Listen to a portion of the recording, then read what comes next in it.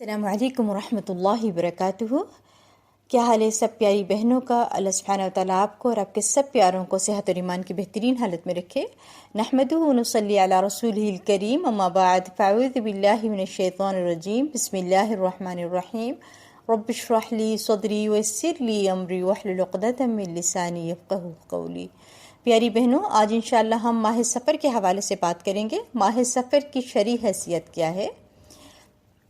کیونکہ ماہ سفر میں بہت سی بدشگونیاں اور بہت سے توہمات جو ہے وہ ہمارے ہاں رائج ہو چکے ہیں، اس حوالے سے ہم بات کریں گے۔ دنیا میں جتنے بھی کیلنڈر رائج ہیں نا، مہینے سب میں 12 ہی ہیں، ٹھیک ہے۔ البتہ ہر قوم نے اپنی قومی زبان کے لحاظ سے مہینوں کے نام رکھے ہیں، جیسے عربوں نے بھی ان مہینوں کے نام عربی محاوروں کی روشنی میں رکھے ہیں۔ اس اعتبار سے عربی سال کا دوسرا مہینہ سفر ہے۔ دین اور شریعت میں اس مہینے کے تعلق سے نہ تو کوئی خصوصی فضیلت وارد ہوئی ہے، ٹھیک ہے، اور نہ ہی کوئی ایسی بات بیان ہوئی ہے جس کی وجہ سے اس مہینے کو بے برکت، برا اور منحوس سمجھا جائے، اور کوئی حلال اور جائز کام کرنے سے اس مہینے میں رکا جائے، ٹھیک ہے۔ ایسی چیز کوئی ہمیں شریعت میں نہیں ملتی ہے۔ تو پھر سوال یہ ہے کہ آخر یہ پھر ایسے سمجھا کیوں جاتا ہے، یا ایسا کیوں ہوتا ہے؟ اس کی کیا وجہ تھی؟ یہ سب کہاں سے شروع ہوا؟ اگر یہ سب باتیں ہمارے دین میں نہیں ہیں تو پھر لوگوں کو خیال کہاں سے آیا کہ یہ منحوس ہے؟ کوئی تو وجہ ہوگی نا۔ تو اس بارے میں جو تاریخ ہمیں بتاتی ہے وہ یہ ہے کہ دور جاہلیت میں جب اللہ کے نبی صلی اللہ علیہ وسلم کی نبوت نہیں نازل ہوئی تھی، یعنی جب یہ لوگ مشرکین مکہ اور یہ سب کیا عمل کرتے تھے، ان کے ہاں یہ چیز جو ہے اس مہینے کو جو ہے وہ غلط سمجھا جاتا تھا، اس کے اندر توہمات پائے جاتے تھے، بہت سی بدشگونیاں ہوتی تھیں، کیونکہ وہ ماہ سفر کو منحوس اور باعث نقصان سمجھتے تھے، ٹھیک ہے۔ اس کی کیا وجہ تھی؟ وجہ یہ تھی ان کی، اس ماہ میں عموماً ان کے گھر خالی رہتے تھے۔ مسلسل 3 حرمت والے مہینوں جن میں لڑائی جھگڑے کو حرام سمجھتے تھے۔ اس کے بعد جب یہ مہینہ آتا تو جنگ و جدال کے یہ عادی لوگ لڑائی اور لوٹ مار کے لیے نکلتے، اور وہ کون سے تھے 3 مہینے؟ رجب، ذی الحج، محرم، ٹھیک ہے، یہ حرمت کے مہینے تھے نا۔ اس کے بعد سفر آ رہا تھا۔ اب سفر کے مہینے میں انہوں نے کیا کیا کہ اس مہینے کے اندر پھر یہ کیا کرتے تھے، صبر کر کے بیٹھے رہتے تھے 3 حرمت کے مہینوں میں، پھر سفر کے مہینے میں یہ لوگ نکلتے تھے اپنے گھروں سے لڑائی جھگڑے کے لیے۔ یہ لوگ جب اپنے گھروں سے نکلتے تھے نا، پورے کنبے نکلتے تھے، ان کے پورے قبیلے نکلتے تھے، اور جو ہے قتل و غارت کی نیت سے نکلتے تھے، اور ڈاکہ وغیرہ ڈالنے کی نیت سے اپنے گھروں سے نکلتے تھے۔ جتنے بھی جنگ جدل کے جو عادی لوگ تھے نا، لڑائی اور لوٹ مار کے لیے نکل پڑتے تھے، ٹھیک ہے، لڑائی کرنے کے لیے، لوٹ مار کے لیے گھر سے نکل پڑتے تھے۔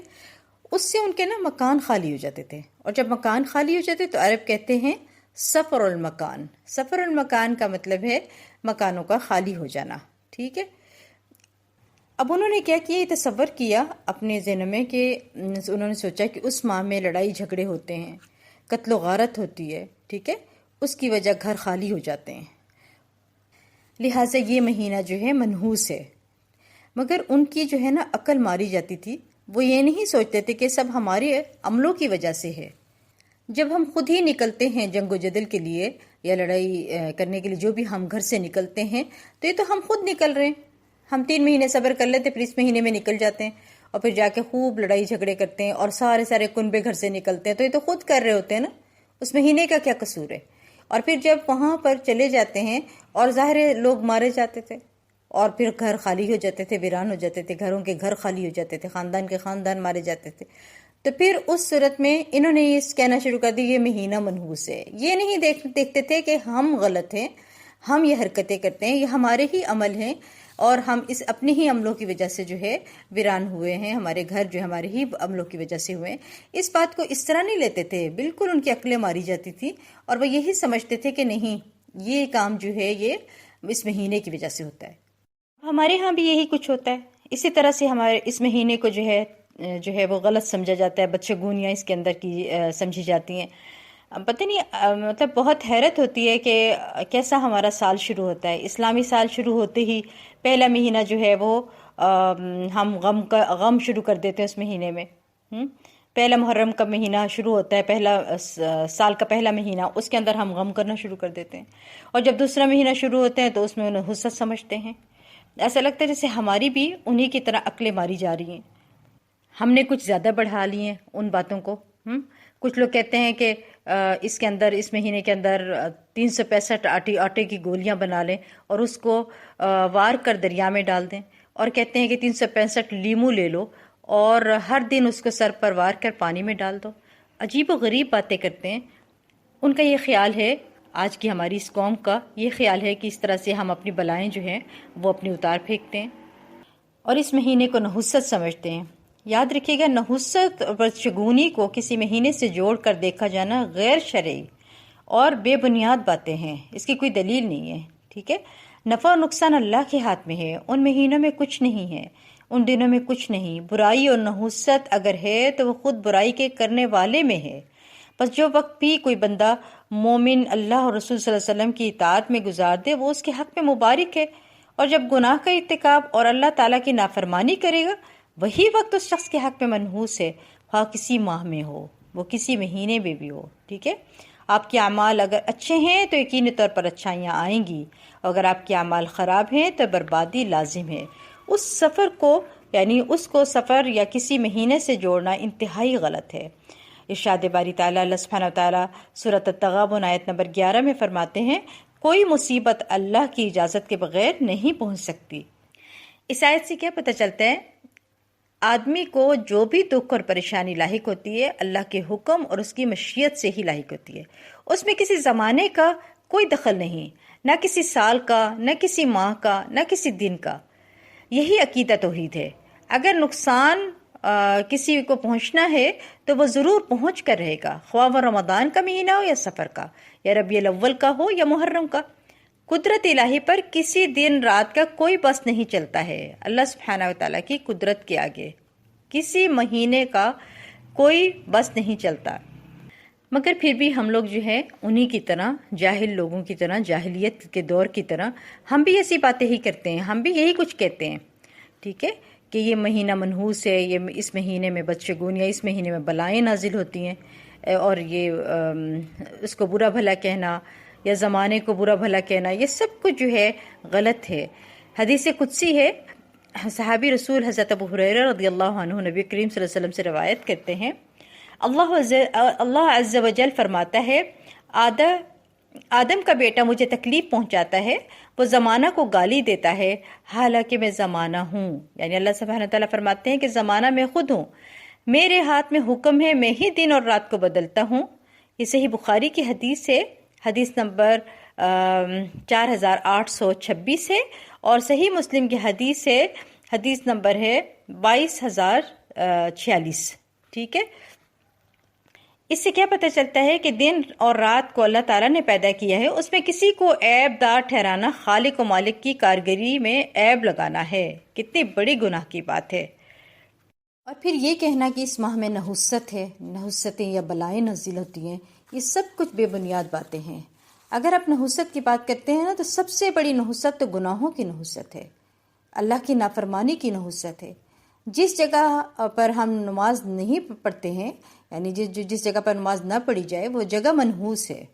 ٹھیک ہے، بس اس چیز کو دیکھنے کی ضرورت ہے کہ کہاں گناہ ہو رہے ہیں. اگر گھروں میں میوزک بج رہا ہے یا ہر طرف تصویریں لٹک رہی ہیں تو رحمت کے فرشتے کہاں سے آئیں گے؟ خیر اور بھلائی کیسے آئے گی؟ اگر حرام کھا رہے ہیں یا یتیم کا مال غصب کر لیتے ہیں تو جو ہے یتیم کی زمین پر غصب کر کے اس کے پر گھر بنا لیتے ہیں، تو مجھے بتائیے رحمتیں کہاں سے برسیں گی؟ نحوست تو یہ ہے، مگر خود کو یعنی اپنے عملوں کو نہیں دیکھتے کہ نحوست کہاں ہے. ہمارا بھی وہی حال ہے جو دور جاہلیت میں وہ لوگ کرتے تھے. ہم نہیں دیکھتے کہ ہماری عمل جو ہیں وہ غلط ہیں. نحوست جو ہے ہمارے عملوں کی وجہ سے، یہ نہیں دیکھتے ہیں بلکہ دوسروں کو بلیم کرتے رہتے ہیں کہ اس کے نظر لگا دی، اس کا منحوس قدم یا منحوس سایہ ہم پر پڑ گیا. شرک ہے. ایسا ممکن ہے کہ اللہ تعالیٰ کسی کو کوئی علم ان علوم میں سے دے دے تو ایسا بندہ ہمارے لیے ایک آزمائش بن جاتا ہے. پھر ہو سکتا ہے یہ علم ہو، یقیناً ہو، اگر ہو اس کے بارے میں علم کسی کو، ہاتھ کی لکیریں دے کر کہنا، اور پھر اس پر یقین کر لینا کیا ہے، یہی تو ہماری آزمائش ہے. بالکل ایسے ہی کہ جیسے کابل کے شہر میں ہاروت اور ماروت کو آزمائش بنا کر بھیجا گیا تھا. 2 فرشتے بھیجے تھے نا. وہ علم جانتے تھے نا جادو کا، اور بتاتے بھی تھے کہ دیکھو باز آ جاؤ کیونکہ ہم آزمائش ہیں، ایسا نہ کرنا. اسی طرح ایسے لوگوں سے بچ کر چلیں. ان کی بات خواہ سچی ہے تو بھی اس کی تصدیق نہیں کرنی ہے. ٹھیک ہے. اور لا علمی میں بھی یہ بھی نہیں کہنا کہ اس کے ہاتھ میں شفا ہے، یہ بھی شرک ہے. ٹھیک ہے. ایک تو میں آپ کو لکیروں کے بارے میں کہہ رہی تھی کہ ہاتھ کی لکیروں کے بارے میں اول تو جو دیکھتے ہیں وہ غلط کرتے ہیں، اور اگر کیونکہ وہ کفر کر رہے ہیں، اور اگر اس کی بات کی تصدیق کی جائے تو یہ شرک ہو جاتا ہے. پھر اور بھی میں شرک کی کچھ باتیں بتانا چاہ رہی ہوں کہ جیسے مثلا کسی کے پاس گئے اور اس سے علاج کروایا تو آپ کو اللہ تعالیٰ نے شفا دے دی، تو آپ کہتے ہیں اس کے ہاتھ میں شفا ہے، اس ڈاکٹر کے ہاتھ میں شفا ہے، یا اس دائی کے ہاتھ میں شفا ہے، یا اس حکیم کے ہاتھ میں شفا ہے. تو یہ شرک ہے کیونکہ شفا صرف اللہ کے پاس ہے. اور یہ بھی نہیں کہنا کہ فلاں کی وجہ سے میری طبیعت خراب ہے، ضرور فلاں کے جراثیم لگ گئے. یہ بولنا منع ہے. پتہ ہے آپ کو، ہم کہہ دیتے ہیں نا فلاں آیا تھا اس کو فلو ہوا تھا، وہ جراثیم لگ گئے. دیکھیں جراثیم لگنا ایک الگ چیز ہے. وبائی بیماریاں ہیں، بالکل برحق ہیں کہ ایسے جو ہیں وائرل انفیکشن ہوتے ہیں جو کہ لگتے ہیں ایک دوسرے کو، لیکن آپ نے یہ کہنا کہ اس کی وجہ سے لگا ہے، یہ غلط ہے. ٹھیک ہے. آپ نے کچھ منہ سے نہیں نکالنا ایسی کوئی بات، اس لیے کہ اگر اس کو لگا ہے، مطلب آپ کو لگی ہے اس سے، اس کو لگی ہوگی کسی سے، اس کو لگی ہوگی کسی سے، لیکن جس کو پہلی دفعہ لگی تھی وہ کہاں سے لگی تھی؟ لیکن اللہ ہی نے لگائی تھی نا. تو ایسی باتیں کرنا بھی منع ہے. ٹھیک ہے. اور عربوں میں الو کو منحوس سمجھا جاتا تھا، اور اب ہمارے ہاں بلی کا بولنا یا بلی کا رونا منحوس سمجھا جاتا ہے. یہ سب غلط ہے. ایک بار ایک بہن آئی مجھے آ کے کہتی ہیں کہ بلی ہمارے گھر بہت روتی ہے، بہت بولتی ہے، میرا جو خامند ہے اس کے لیے دعا کریے گا کہ وہ بچ جائے. میں ہر وقت وہ گھر سے باہر نکلتے ہیں مجھے فکر لگی تھی کہ وہ مر جائے گا، کیونکہ یہ پتا ہے ہمیں کہ بلی اگر روئے یا وہ آ کے گھر میں بولے تو وہ خامند مر جاتا ہے. استغفر اللہ. یعنی آپ دیکھیں آپ کے جب جس طرح کا اللہ تعالیٰ کیا فرماتے ہیں کہ جیسے گمان کرو کہ مجھے ویسا پاؤ گے. اب آپ نے اس بات پہ یقین کر لیا بلی رو رہی میرا خامند مر جائے گا، خدا نہ خواستہ اس کو کچھ ہو گیا تو پھر آپ کا یقین پختہ ہو جائے گا. اللہ نے تو آپ کو آزمائش میں ڈالا ہوا ہے نا. یہ سب باتیں جو ہیں فضول ہیں، بے بنیاد ہیں، اس کی کوئی حقیقت نہیں ہے. اور حضرت جابر بیان کرتے ہیں کہ میں نے خود سنا آپ صلی اللہ علیہ وسلم نے فرمایا کہ مرض کا لگنا، سفر اور بھوت پریت یہ سب خیالات ہیں، ان کی کوئی حقیقت نہیں ہے. کیا ہے؟ مرض جو ہے کسی کی وجہ سے نہیں لگتا، یہ اللہ کے حکم سے لگتا ہے. سفر میں کے مہینے میں جو بدشگونیوں کا ہے یہ بھی نہیں ہے. اور بھوت پریت یہ سب آپ صلی اللہ علیہ وسلم کیا فرماتے ہیں؟ خیالات ہیں، انسان کے اپنے توہمات ہیں، خود سوچتے رہتے ہیں، باتیں فکر کرتے رہتے ہیں، ان کی کوئی حقیقت نہیں ہے. بھوت پریت کی کوئی حقیقت نہیں، یاد رکھیے گا. اور نہ ہی پریوں کی اور پرستان کی کوئی حقیقت ہے. یہ سب قصے کہانیاں ہیں، ان کی کوئی حقیقت نہیں ہے. صرف آپ کو پتہ ہے انسان ہیں اور جنات ہیں یا پھر حیوانات، حشرات، ایسی چیزیں ہیں. یہ جو بھوت ہے نا یہ کوئی چیز نہیں ہے، نہ اس کی کوئی پری ہوتی ہے دنیا میں، نہ کوئی پرستان ہے اس کا. حضرت ابو ہریرہ رضی اللہ عنہ نے فرمایا کہ آپ صلی اللہ علیہ وسلم نے فرمایا مرض کا لگ جانا، الو اور سفر یہ سب وہم پرستی کی باتیں ہیں. ستاروں کا بھی تقدیر سے کوئی تعلق نہیں ہے. کچھ لوگ کیا کرتے ہیں؟ نجومیوں کے پاس جاتے ہیں ستاروں کی باتیں کرنے کے لیے. جو خود گردش میں وہ کسی کی تقدیر کیا بنائیں گے؟ وہ خود گردش میں. دیکھیں بعض لوگ جاتے ہیں کہ میرے بچوں کی شادی ہونے والی ہے، مجھے بتائیے کہ یہ کیا اس کے نصیب میں ٹھیک ہے، ان کا جوڑ ٹھیک ہے. جیسے ہندو کنڈلی نکلواتے ہیں نا کہ ان کا یہ مہرت صحیح ہے یا فلاں چیز صحیح ہے، اس طرح کی باتیں کرتے ہیں کہ ان کی جو ہے شادی ہو سکتی ہے آپس میں. اسی طرح ہمارے ہاں نجومیوں کے پاس جاتے ہیں ایسا عقیدہ رکھنے والے، اور جا کے ان کو پتا چلتا ہے کہ جی نہیں، اگر آپ کی بیٹی کی شادی ہوئی نا اس کے ساتھ تو اس کا جو وہ لڑکا ہے اس کی ڈیتھ ہو جائے گی. لو جی شادی ختم، اب نہیں ہم کر سکتے ایسی بات. اس پہ یقین کر لیا. آپ مجھے بتائیں کہ کیا بنے گا؟ اتنے بڑے بڑے شرک کیے میں کیا بنے گا؟ یاد رکھیے گا ستاروں کا بھی تقدیر سے کوئی تعلق نہیں ہے. ان سے ابھی معلوم کرتے ہیں کہ ہماری تقدیر کا بتا دیں، ہماری جو ہے کیا نام ہے اس کے ساتھ بنے گی کہ نہیں بنے گی. ذائچہ بھی نکلواتے ہیں نا، تاریخوں کو بھی منحوس سمجھتے ہیں. یہ سب وہمی باتیں ہیں. ستارے تو خود گردش میں ہیں، وہ اپنی قسمت نہیں جانتے، وہ ہماری قسمت کیا بتائیں گے؟ مجھے بتائیں. اور ہمارے ایک اور بات بھی بہت زیادہ رائج ہے کہ تقدیر کو جاننے کے لیے نا کتابیں خریدی جاتی ہیں. یا پھر روزانہ اخبار یا پھر ہفتہ وار رسالے آتے ہیں اس میں دیکھتے رہتے ہیں. اتنی پابندی کے ساتھ ان کا مطالعہ کرتے ہیں جتنی پابندی کے ساتھ قرآن کا مطالعہ نہیں کرتے کہ اس سال میں نے کتاب خرید لی، اب پورے سال میں مجھے کیا ہوگا، فلاں مہینے میں کیا ہوگا، فلاں تاریخ کو کیا ہوگا، میرا تو ستارہ یہ ہے، پھر ہفتے میرے فلاں دن کیا ہوگا، فلاں دن ہوگا، اور روزانہ کا جو نکالتے اس میں یہ کہ آج میرے ساتھ اچھا ہوگا یا برا ہوگا. کیا تقدیر کے فیصلے یہ جو اخبار لکھنے والے، رسالے لکھنے والے، کیا ان کے ہاتھوں میں؟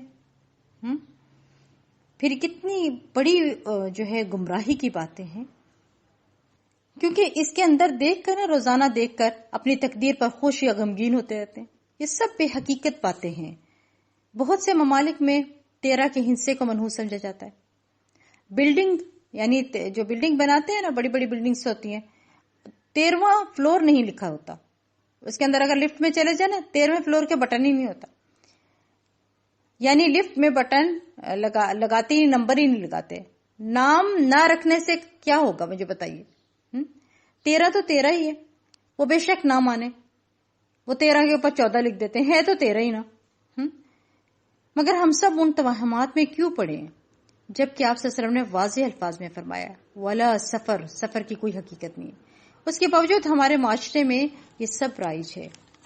شاید اس کی وجہ ایک من گھڑت حدیث ہے، یعنی وہ حدیث نہیں ہے بلکہ جھوٹ لکھ کر بتائی گئی ہے، اور وہ یہ ہے کہ جس نے مجھے ماہ سفر گزرنے کی بشارت دی میں اس کو جنت کی بشارت دوں گا. یہ بالکل جھوٹی بات ہے، اس کی کوئی حقیقت نہیں ہے. اس مہینے میں شادی سے پرہیز کرنا یا تقریبات کا نہ منانا، اس کو منحوس سمجھنا سب غلط ہے. میں بار بار یہ بات کر رہی ہوں کہ ہمارے ہاں شادی کے بارے میں یا کوئی فنکشنز کرنے کے بارے میں بہت ہی غلط قسم کے خیالات ہیں. پھر آٹے کی گولیاں بنانا اور تالابوں میں پھینکنا کیا ہے؟ مچھلیوں کو ہم کھلا رہے ہیں یا ان کو مار رہے ہیں؟ اب مجھے بتائیے 365 گولیاں، ہمارے ہاں کتنے کروڑوں لوگ ہیں، کیا سب نکل پڑے جا کے تالابوں میں ڈال دیں؟ ہم کیا کریں گے؟ ہم ان کو مار دیں گے کہ ہم کو جو ہے وہ کھانا کھلا رہے ہیں. پھر ماہ سفر کو اس ناطے کے بھی منحوس سمجھا جاتا ہے کہ اس ماہ کی آخری تاریخوں میں آپ صلی اللہ علیہ وسلم بیمار ہوئے تھے. حالانکہ یہ ماہ سفر کی منحوس ہونے کی کوئی دلیل نہیں ہے، کیونکہ آپ صلی اللہ علیہ وسلم جو بیمار ہوئے تھے نا، سفر کی وجہ سے نہیں ہوئے تھے بلکہ اللہ کی مرضی تھی. اور آپ صلی اللہ علیہ وسلم اگر اس ماہ میں بیمار نہ ہوتے تو کسی اور ماہ میں بیمار ہو جاتے، اور آپ صلی اللہ علیہ وسلم کی وفات کا سبب بنتا. اور اگر ماہ سفر میں آپ صلی اللہ علیہ وسلم بیمار ہوئے، اس ماہ کی نحوست کی کیا دلیل ہے؟ اگر بیمار ہونے کو اس مہینے کو جو ہے بیمار ہونے کی وجہ سے اس مہینے کو نحوست زدہ کہتے ہیں تو ماہ ربیع الاول تو پھر منحوس ہو گیا نا، نعوذ باللہ. کیوں؟ کیونکہ اس میں تو آپ وفات ہی پا گئے تھے. یہ سب غلط باتیں ہیں، یہ سب غلط باتیں ہیں کہ یہ کسی مسلمان کا بھی عقیدہ نہیں ہے کہ ماہ ربیع الاول منحوس ہے، تو پھر سفر کو کیوں منحوس قرار دیتے ہیں؟ اس سے کیا پتہ چلتا ہے کہ نحوست کسی سال یا دن یا ماہ کے ساتھ خاص نہیں، بلکہ جہاں کہیں ایمان اور عمل صالح خارج ہو جاتا ہے وہاں نحوست گھیر لیتی ہے. کیونکہ اللہ سبحانہ وتعالیٰ فرماتے ہیں سورۃ مفصلہ میں آیت نمبر 46 میں، جو کوئی اچھا کام کرے گا اس کا فائدہ اسی کے لیے ہوگا، اور جو خرابی کرے گا اس کا وبال بھی اس پر ہوگا. اس دن کو جو کہتے ہیں نا، اس کو تاریخی اعتبار سے جو ہے آخری چہارشنبہ، یہ غلط ہے، ٹھیک ہے. اور بعض لوگ اس دن چوری بناتے ہیں اور یہ کہتے ہیں آپ صلی اللہ علیہ وسلم نے چوری کھائی. آپ مجھے بتائیے، ایک تو بندہ بیمار ہے، اگر ان کے خیال سے اگر بیماری سے وہ اٹھے ہیں، شفا ہوئی ہے ان کو، حالانکہ وہ اس دن بیمار ہوئے تھے جس دن کو یہ اٹھ کے جاتے ہیں باہر سیر و تفریح کے لیے نکلتے ہیں، کبھی کہیں جا رہے ہیں، کبھی کہیں، سارے باہر دیکھیں آپ واک کرنے کے لیے نکلے، دنیا نکلی ہوتی. کیا ہے کہ اللہ کے نبی صلی اللہ علیہ وسلم کو شفا ہوئی تھی اور وہ اس دن چلے تھے. اندھا دھند تقلید پر چلتے رہتے ہیں، خود تحقیق نہیں کرتے. اس دن تو آپ صلی اللہ علیہ وسلم بیمار ہوئے تھے، اور پھر اس پہ کیا کرتے ہیں، کہتے ہیں کہ اگر مان بھی لے، اگر استغفر اللہ، اگر اس کو مان بھی لیں کہ آپ اس دن اٹھے تھے. آپ بتائیے اگر کوئی بیماری سے اٹھ جائے اس دن، کسی بھی دن بیماری سے اٹھے، تو کیا اس کو گھی میں بنی ہوئی چوری کھلاتے ہیں؟ وہ اتنے ہیوی اس کو دے سکتے ہیں کہ ہلکی پھلکی غذا دیتے ہیں؟ اب اس کو چوری کھانے کا کہہ رہے ہیں کہ آپ صلی اللہ علیہ وسلم کو چوری کھائی تھی اس لیے ہم چوری بناتے ہیں. مگر یہ بات سمجھتے ہی نہیں ہے. اور پھر دیکھیں کس قدر آپ نکلے واک کے لیے نکلتے ہیں، ہریالی اور سبزہ ہر قدم رکھنا سعادت سمجھتے ہیں، کہتے ہیں کہ اس کے اوپر چلنا جو ہے سعادت ہے۔ وجہ یہی بتاتے ہیں کہ آپ صلی اللہ علیہ وسلم نے آخری بدھ میں بیماری سے صحت یاب ہوئے تھے اور مدینہ سے باہر تشریف لے گئے تھے۔ یہ سراسر جھوٹ ہے، یقین کریں جھوٹ ہے۔ تاریخ میں اس طرح کا کوئی واقعہ نہیں ملتا اور نہ ہی حدیث میں، بلکہ تاریخ میں اس کے خلاف ہے، ثبوت آیا ہے۔ رسول اللہ صلی اللہ علیہ وسلم کی اس بیماری کا آغاز جس میں آپ اس دنیا سے تشریف لے گئے سن 11 ہجری میں سفر کے مہینہ کی جب 2 راتیں باقی رہ گئی تھی نا، بدھ کے روز حضرت میمونہ رضی اللہ عنہا کے گھر میں ہوا۔ پھر جب آپ صلی اللہ علیہ وسلم کی بیماری شدت اختیار کر گئی تو آپ حضرت عائشہ رضی اللہ عنہا کے گھر منتقل ہو گئے، اور وہ دن سوموار بتاریخ 12 ربیع الاول بوقت چاشت، جس وقت آپ مدینہ میں داخل ہوئے تھے، آپ کی روح اقدس قبض کر لی گئی تھی۔ معلوم ہوا کہ حضرت صلی اللہ علیہ وسلم کو جو کیا ہے انبیاء کی طرح اللہ کی طرف سے رخصت ہونا ضروری تھا، وہ کام اللہ کی مرضی کے تحت تھا، وجود میں آ گیا تھا، لیکن اس کا تعلق سعادت یا نحوست سے کچھ بھی نہیں ہے۔ لہٰذا پہلی پیاری بہنوں کوشش کریں ان باتوں سے بچنے کی، کیونکہ یہی ہلاکت کی طرف ہمیں لے کر جا رہی ہیں۔ ایک مسلمان ہرگز اس طرح کا عقیدہ نہیں رکھتا۔ نفع اور نقصان سب کچھ اللہ سبحانہ تعالیٰ کے ہاتھ میں ہے۔ ایک معمولی سی بلی کی کیا بساط۔